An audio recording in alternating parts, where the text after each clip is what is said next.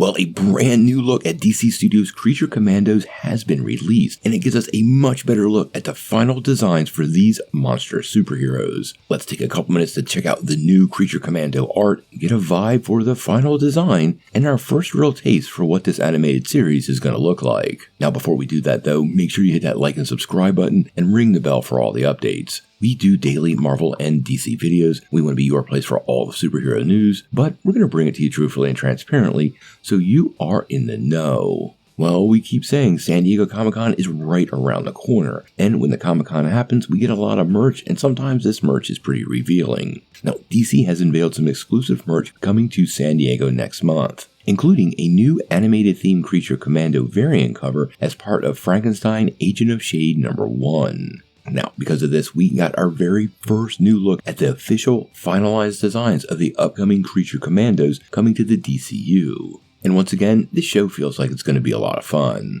Let's check it out.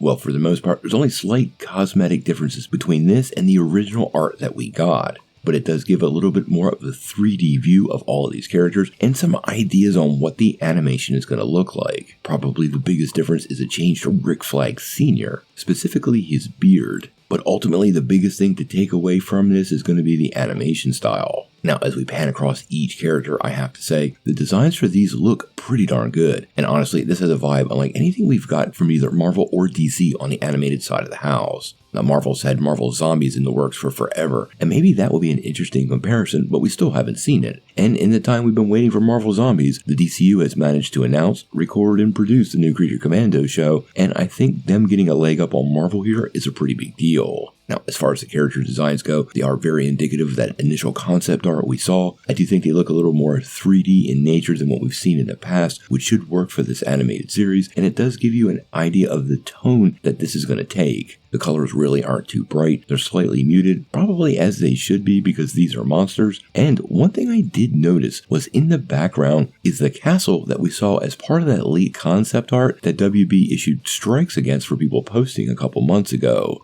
Now, at least for me, the Creature Commandos needs to be big. This is the kickoff point for the new DC Universe and James Gunn's entry into this big arena. They've got some huge names attached to the project, including Frank Grillo, Alan Tudyk, Sean Gunn, and of course Viola Davis coming back as Amanda Waller. We also know that The Witcher star Anya Shalatra has been cast as the classic Wonder Woman villain Cersei, who, although it's not confirmed, many believe is the primary villain of the film.